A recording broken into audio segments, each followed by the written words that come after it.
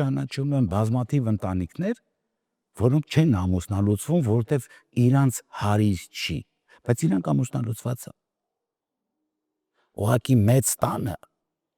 կինը ապրում է մի ինչ արնում, ամուսինը մի ինչ արնում, ու երեխան շատ լավ գիտեն, որ իրանք ամուսնալուծված են։ Բայց իրանց հարիր չի, թերթերում կգրեն, հասկացաք, չէ՞ ինչ իմաստա խոսքը։ Ու չեմ հասկանում սրա տրամաբանությունը իհարկե, բայց դա տենց։ Հասկանում եք, տեսեք, հաճախ գումարը մարդուն դա սխալ է իհարկե, նորմալ մարդուն չի կարա գումարը փոխի կամ եւ այլն, բայց փչացնում է,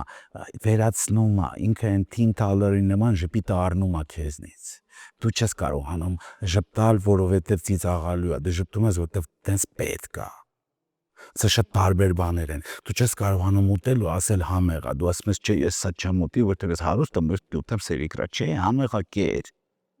Քրճիկ ես սիրում, քրճիկ կեր, ընկեր ջան։